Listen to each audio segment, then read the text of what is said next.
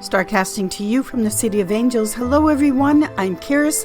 Thank you so much for being here and listening to the Voice of Astrology podcast. This is your astrology cosmic superpower for the week beginning Sunday, February 4th through Saturday, February 10th, 2024. Let's journey together with astrology and explore how to connect with the stars, the planets, the energies for our new week ahead. For our first full week of February, our magnificent night sky brings us on February 4th. We have Antares, which is a red supergiant star. It's in the constellation Scorpius, and Antares will be 0.6 degrees south of the moon. The bright reddish hue of Antares makes it easily distinguishable from the other stars in the night sky. Antares is one of the royal watchers in fixed stars, and it will be magnificent to see. On February 8th, we get the red planet Mars will be positioned about 4.2 degrees north of the moon, and observers will be able to see, if the skies are clear, the observers will be able to see the moon and Mars in very close proximity, making for a very striking celestial pairing. On February 8th, we get a meteor shower, the Alpha Centaurids meteor shower. It's a minor annual meteor shower that is active from about January 28th through February 21st every year. Its peak, though, is around February 8th. Now, we've got the new moon coming up this week, and at the time of the new moon, when we don't see the light of the moon, this is actually wonderful for being able to see things in the night sky. And stargazing without the moonlight interference makes it even more magical. On February 10th, we have the moon's orbit where it is perigee, closest to the earth, and on this date the moon will be at its closest distance to our home planet Earth, and this event is often referred to as a supermoon. So on February 10th, Saturn, the ringed planet, will be situated about 1.8 degrees north of the moon, and observers will have a chance to witness the moon and Saturn appearing together in close proximity in the night sky. Sunday, February 4th, we are approaching the new moon coming up in Aquarius. We are in fourth quarter to new moon cycle of the moon, where the light of the moon is decreasing. It's waning. We're in the waning moon cycle. And when we approach the new moon, this is the time of the month where going within, reflecting, contemplating about how you are going to prepare, what you need to do for the new moon action that you will take, is this cycle of the moon. Now, when we are in last quarter moon, fourth quarter moon to new moon, it's about letting things go. Think of it this way. When you clear out the clutter of your garage, your closet, whatever it may be, and you feel so much lighter because every item that you're potentially letting go of has a memory attached to it. It's an emotional thing, not just a physical thing. If you've ever gone through items one by one as you're clearing out space, every single item can bring up a memory. There is an event, things like that attached to what you're trying to let go of. And this is a part of why clearing out clutter can be not only emotional but difficult for people. They're releasing something that has an attachment to it. So when we think of the fourth quarter moon, we're approaching the new moon. When we think of this time, place that we're in, clearing away the clutter, physically, emotionally, psychologically, so that a new space is opening up for us, and we can create and bring in something new. But the clearing away part before we get to the new moon is what we're in as we are approaching the new moon. And we don't just throw stuff away. For the most part, we're thinking about what it is that we are releasing. Now, Saturn, the planet Saturn, which is the greater malefic in astrology, Saturn is the boundary that says you're not going past this point until you get the lesson, until you do the work.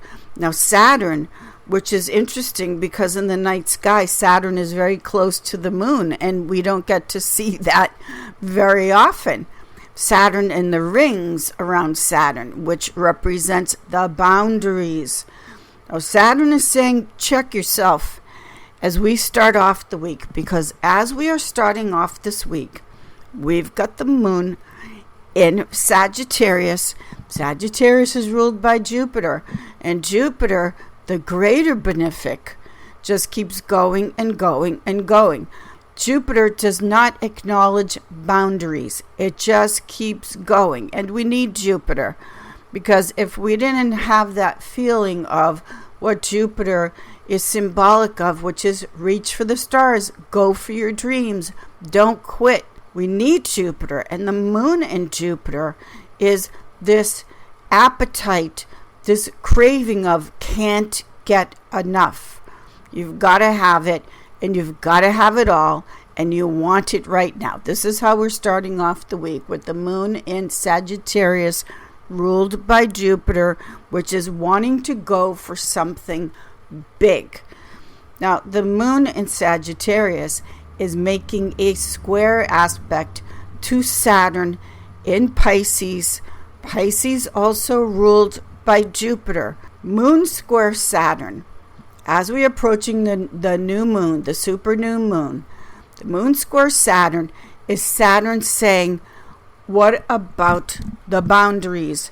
Check yourself. Saturn is the boundary. So what does that mean? What it means is that you, as you're clearing away the space for the new moon, literally, symbolically, emotionally, as you are clearing away the space during this inner time as we approach the new moon, what boundary, this is Saturn in Pisces, saying it's got to stop now. This moon in Sagittarius squaring Saturn in Pisces is what boundary in your life is not being respected? What boundary within yourself are you not respecting? Because remember, the moon in Sagittarius is just going to keep going. It's just going to keep going. Doesn't know when to stop. The moon is addictive. It's about acquisition. It's an appetite. Now, Saturn in Pisces is not only check yourself, but it has to stop. Not only boundaries within yourself, the way you're respecting or not your own boundaries, but also how are you in any way, if this applies to you, how are you not respecting the boundaries of others? It works both ways. So the Saturn in Pisces, which is also saying the addictions have to stop. Saturn in Pisces, where you just keep going and you don't know when to stop. This is the preparation process as we are approaching the new moon in Aquarius. So many times, I can't tell you how many times, let's just say all the time, clients will say to me that when it comes to parties, social events, going out on a date or being set up on a blind date, whatever the social situation is, they will say, I can't stand the small talk because it's a waste of time. Now, Saturn in Pisces is saying it isn't small talk. The Saturn in Pisces, which is saying look at the boundary and respect it with you and others. This is what small talk represents.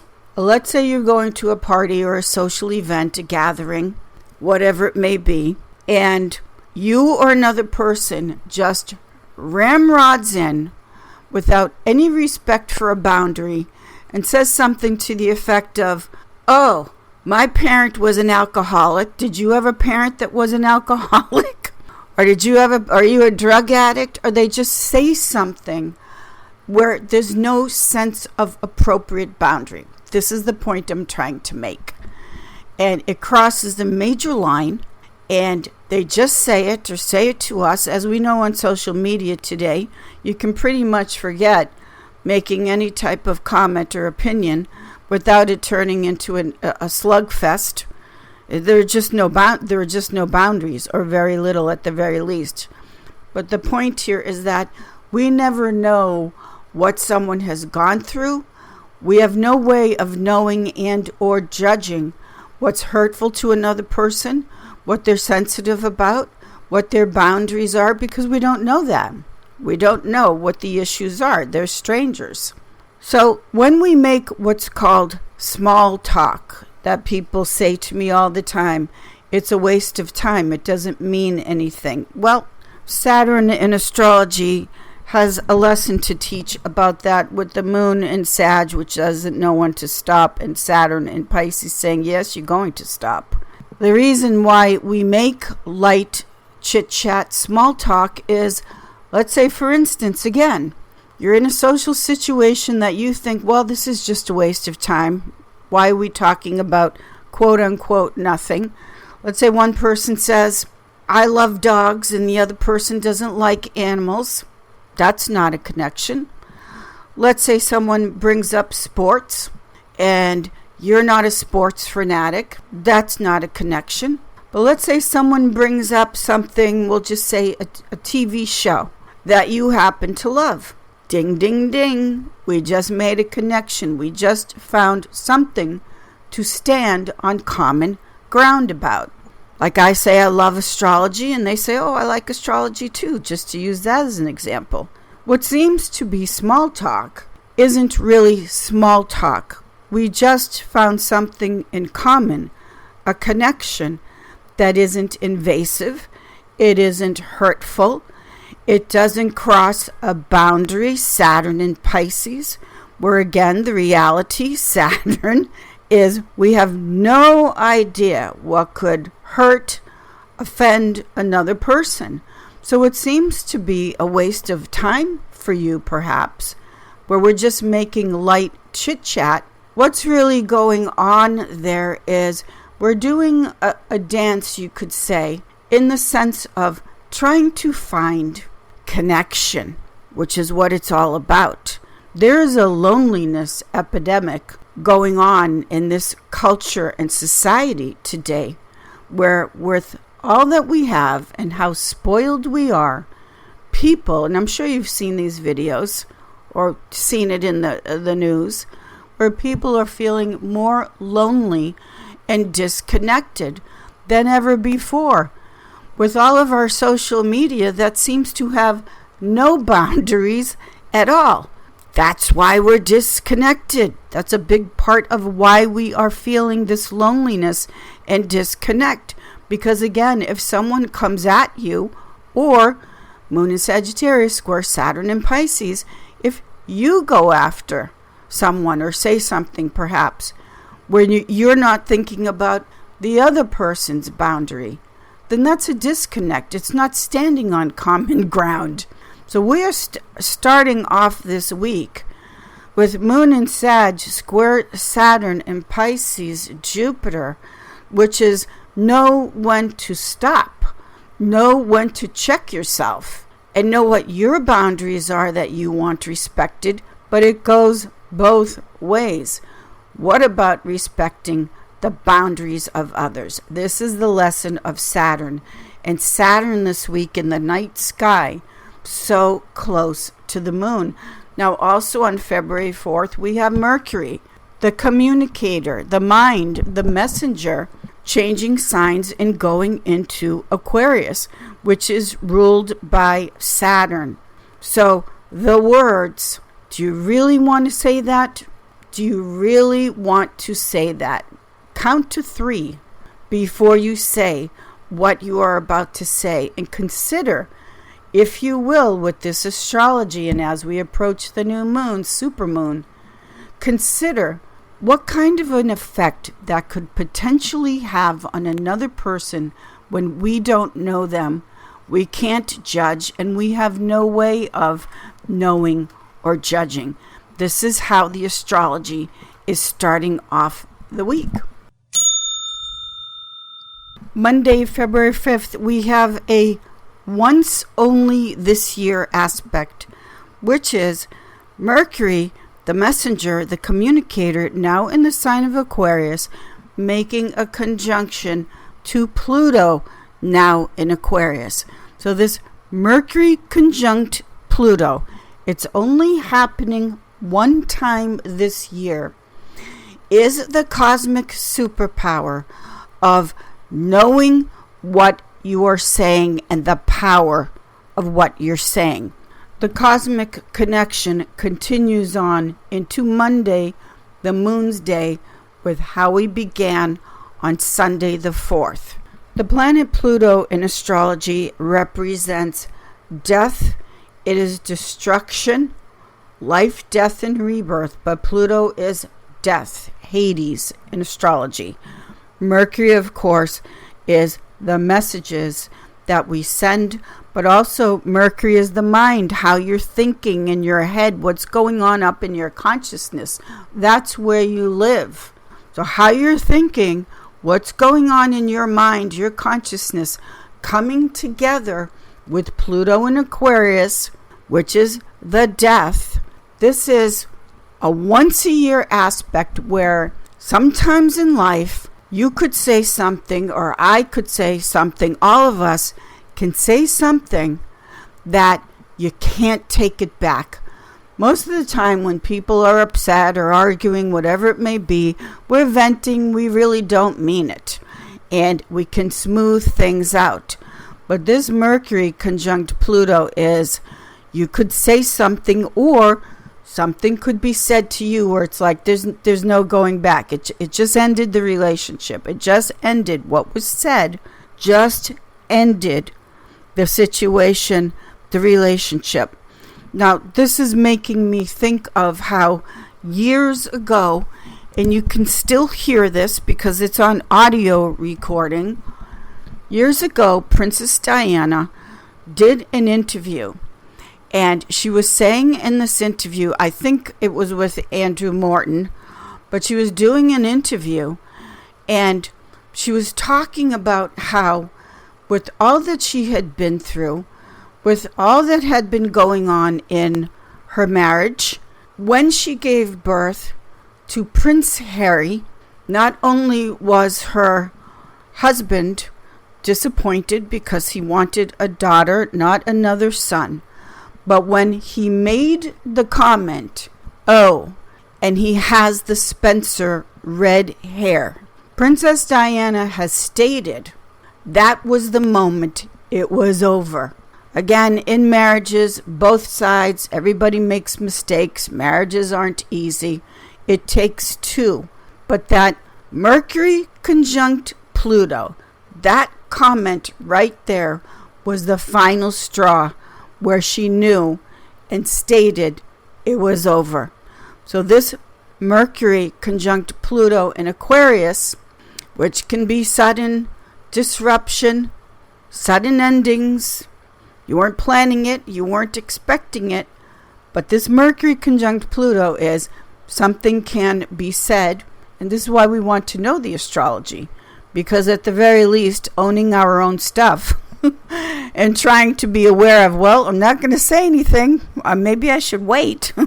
With Mercury conjunct Pluto is that moment where something can be said, communicated, that puts a death, Pluto, an end to the relationship, the situation, friendship. This isn't just for marriage. It's our words, what we say. And it can end up being a final, there's no going back statement. Words don't have power. Sound vibration doesn't have power. Of course it does.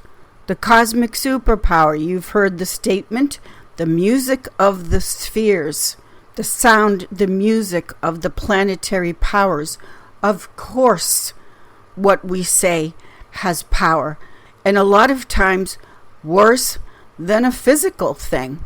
Yes, Mercury conjunct Pluto, words have power, great power. You have the power, the cosmic superpower, to either elevate, I would go so far as to say, heal someone with your sound vibration, which is also a part of this Pluto's entry into Aquarius, which that's another podcast and or video. But you have the power to elevate and heal yourself with what you say to yourself. You also have the cosmic superpower to elevate and heal somebody else by what comes flying out of your mouth, sound vibration. Music doesn't heal? Of course it does. So thinking about and reflecting on as we approach this new moon in Aquarius, what exactly are we saying to another person? What's the intention behind it? What's the energy behind the words that we are saying? And also how words coming to you, how something is said to you. Sound is an energy. It's a force. It's a power. One of the ultimate powers. Tuesday, February 6th, the moon in Sagittarius then makes a square aspect to Neptune in Pisces. Again, the square between the two Jupiter-ruled Sagittarius and Pisces, except this time the moon in Sagittarius making that square to Neptune in Pisces is about the truth and clarity of your emotions and your thinking. As we approach this new supermoon in Aquarius, the worst lies, as we know, Neptune in Pisces, the worst lies are the lies we tell ourselves. So sorting through, during this dark side of the moon, sorting through, clearing away the clutter of the emotional confusion. Because with the moon and Neptune squaring off with each other, this is big, over-the-top, overblown Jupiter-ruled emotion, confusion, what are the lies, and getting clear about what really is going on with the lies or the denials. If you were to say, well, it's not lies, well then confusion and denial with the moon square Neptune in Pisces, where do I need to get clear about that and clear out the clutter? And it's the same principle in the sense of where clearing away physical things can be difficult because there's an emotional attachment in memory. Well, clearing away negative, confusing emotions, moon square Neptune, can be just as difficult to clear away. Why? Because if you've been used to being in confusion, if you've gotten emotionally used to feeling confused, feeling depressed, if you've gotten used to emotionally feeling confused, feeling depressed, feeling like I need an escape valve here because I can't deal with the overwhelming moon in Sagittarius square Neptune in Pisces emotions, then this can be just as difficult to release because we get used to living in an emotional climate or temperature, let's say. And we are in the approaching new moon process of opening up a space for a new emotional level to come in that can take the place of the confusion, the escapism, the depression. On Tuesday, February 6th, we then have the moon leaving Sagittarius and entering her exile. The moon is entering the sign of Capricorn, which is the furthest away from the moon's natural home placement in the sign of Cancer. So when the moon goes into exile in the sign of Capricorn, this is an energy, a cosmic superpower of you making it a point to ask yourself, one, what are your emotional needs? With the moon in Capricorn being so far away of the moon in Cancer, one of the questions is needs. I have emotional needs. Yes, you do. And when the emotional needs are not fulfilled, then the moon is also lunacy, irrational fears, anxiety. I say this all the time, but that is what the moon represents in astrology. The moon is the inner child, and the moon is also the nurturing mom, caretaker. So when your needs are fulfilled, your emotional needs, what you will do is you will imitate that behavior that was shown to you where your needs were being met. And we learn how to do that for ourselves. Now, the beauty of astrology and what the moon represents is that no matter who you are or what stage of life you may be in, you could be 90 years old, let's say, you still have the cosmic superpower to find out what's going to bring you happiness, contentment, your emotional needs. It never ends. You can do this at any stage of your life. And when the moon is fulfilled, your emotional needs, when they are fulfilled, then think of how content and relaxed and at peace you feel, like after you've had a great meal and life is good and there's gratitude and fulfillment. If we don't do that for ourselves, Moon in Capricorn is highlighting this for us, then again, all kinds of moon crazy lunacy can start to come up, and obviously we don't want to go there. We don't have to go there and live there emotionally. Wednesday, Mercury's day, February 7th, we have Venus in Capricorn making an Earth trine flow to the planet Uranus in the sign of Taurus, ruled by Venus. Now, I'm really liking this aspect here because as we are getting more and more aware and in touch with our needs and what needs to go and what has to stay as we approach the new moon in Aquarius, there's Venus in Capricorn, which is traditional. Capricorn represents the past, traditions, the way it's always been done. This is a very conservative placement for Venus to be in Capricorn. This Venus in Capricorn making an Earth trine flow. A trine is supportive. It's an ease. It's easy to get something done or to have something brought to us. Now, this Venus in Capricorn making that Earth trine flow to Uranus in Taurus is getting in touch with a very unique and different component to your love life, your romantic partner. What is it that you truly want and need? With Venus in Capricorn trine Uranus in Taurus. Uranus is unique. It's what is different, what is one of a kind in the area of love. We're looking at Venus here.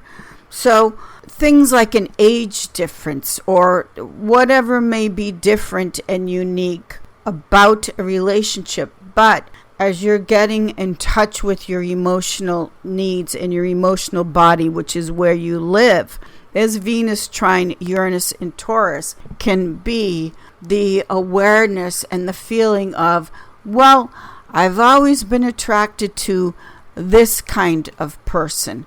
That's what I really want. That's what I'm really sexually attracted to.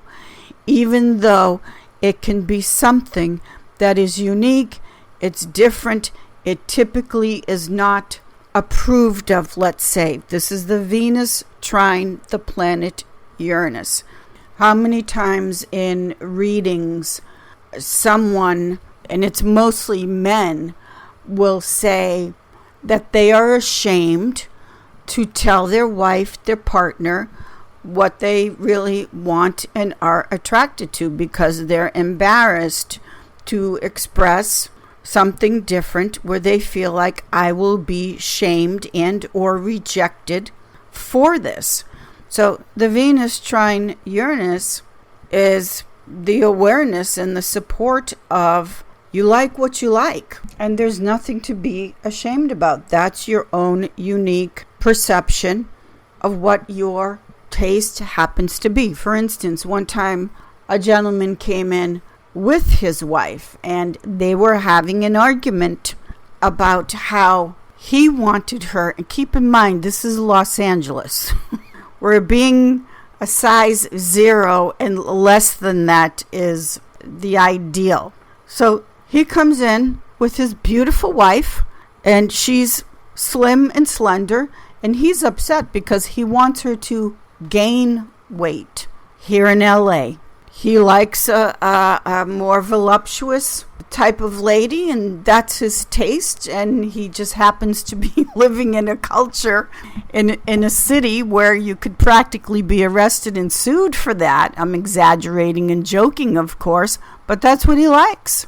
And I can reassure you for a fact, because I hear it all and then some, every man, ladies, if you're trying to fit into some type of cookie cutter image, just be yourself, because every man likes something different, I can assure you. And if you just be who and what you are, and most importantly, by law of attraction, if you're feeling good about who and what you are, kind of like this is me, take it or leave it. And I don't mean that with attitude. It's just a self-acceptance of your own unique beauty and beingness. The right person, the right man or partner that likes you exactly the way you are, they will show up. But when you try to change yourself and fit into something that you simply are not, that is a game you can never win. That is a lose-lose situation for everyone involved. But I will never forget that couple, because it is very unique to this location as far as gaining weight, and the lady being so upset about it because it's different for the most part here.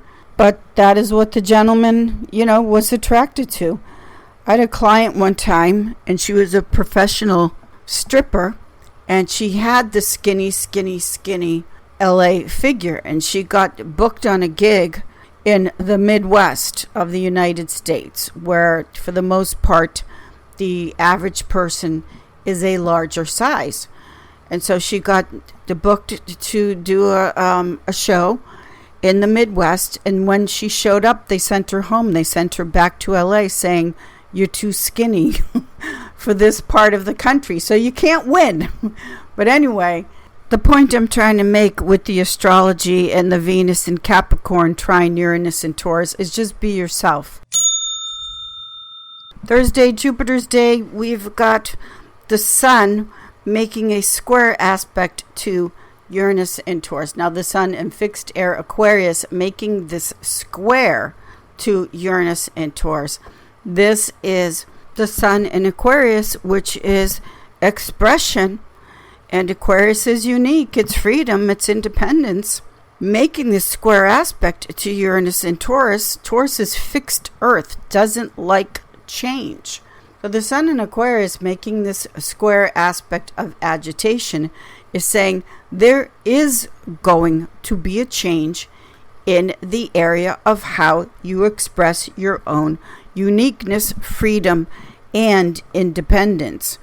The moon also enters the sign of Aquarius, making a conjunction to Pluto in Aquarius, Mercury in Aquarius.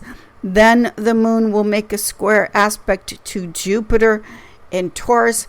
Now this is the dark balsamic moon. We are right before the new moon in Aquarius. So we're in the darkest point of the sky where there is no moonlight. And so we're really within the darkest power of fear having power over us.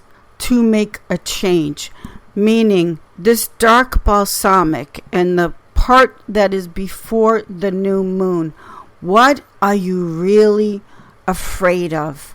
With all of the changes you would like to make and the clearing out of the space to bring in new, sparkly, light energy space. What are you really afraid of if you were to let something go that has been dead for years?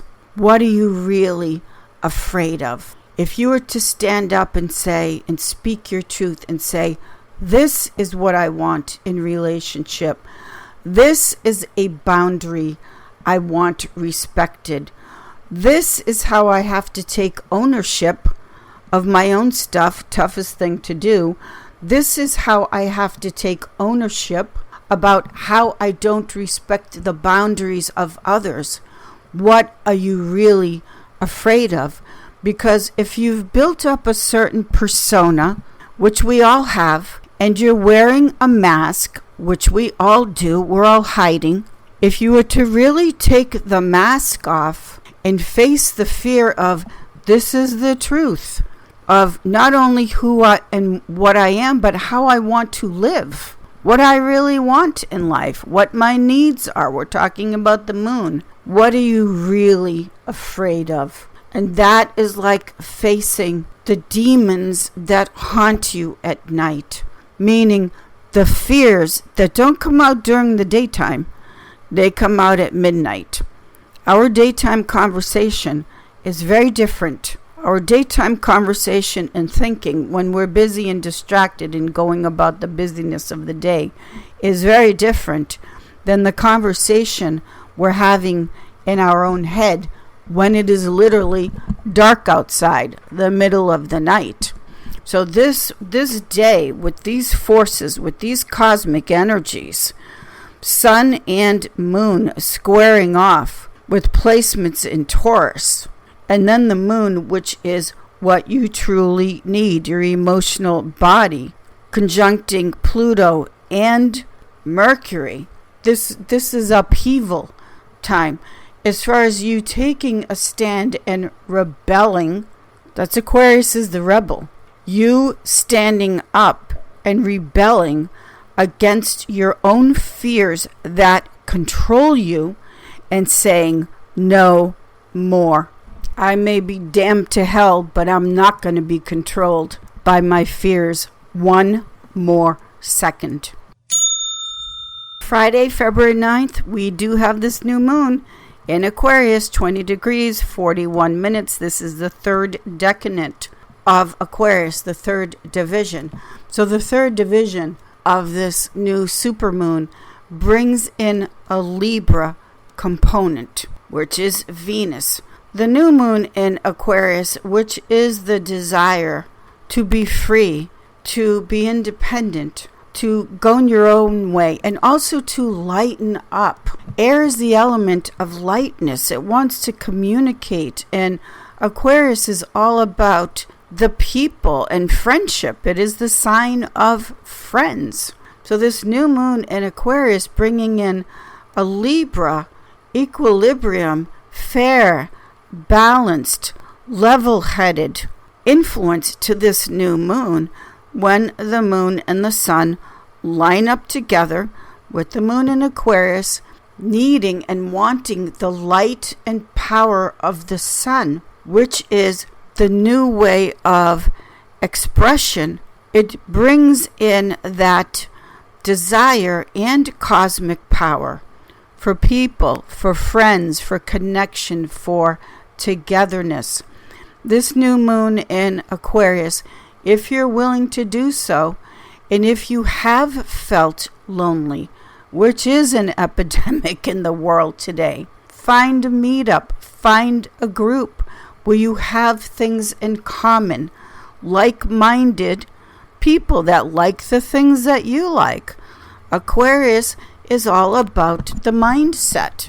We think alike. We have things in common. This goes back to, it's not small talk where you're wasting time when you're trying to make a connection with another person or other people in such a way that it isn't hurtful and offensive to the other person. So what do you like to do? Do you like to go bowling? Do you like sports? Who knows? It doesn't matter. It's something where you would find your community of like-minded people where you can share and connect. This is a sign of Aquarius, and this is just humanity. Bottom line, it's just people. We are wired to be together and socialize and connect with each other, and not just on social media exclusively. We need to be person to person, in person. They say that communication is 70% nonverbal. The tone of voice, the body language, all kinds of things where we just connect differently than when we are not in person with each other. So do this with the new moon in Aquarius. Basically, find some friends and be happy and enjoy each other. Saturday, February 10th, as we close out the week, the moon then enters mutable water Pisces, ruled by Jupiter. Now, the moon in Pisces will make a conjunction to Saturn in Pisces. This is about bringing the dream, your vision, into reality. Also, the moon in Pisces will make a sextile opportunity to Jupiter, its ruler, in Taurus, ruled by Venus. This is so romantic, this moon sextile Jupiter in Taurus. So we close out the week with a very happy, potentially satisfying feel of contentment. This is the moon in Pisces, and the moon is all about finding that peace and contentment and feeling of safety. When we don't satisfy the moon, when we don't feed our moon, as I always say, fear and anxiety can rule the day. But these aspects, moon in Pisces, sextile its ruler, Jupiter in Taurus, it's love, it's peace, it's a feeling of getting your needs met. And when you are in that place, when we are in that place, then we have it to give. And now we're in new moon time, day after the new moon.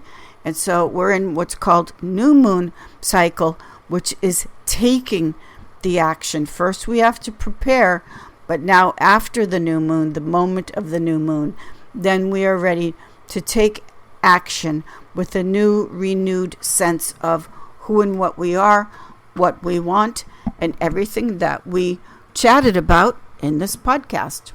Thank you, everyone. Have a fabulous week, and I will see you all in the stars.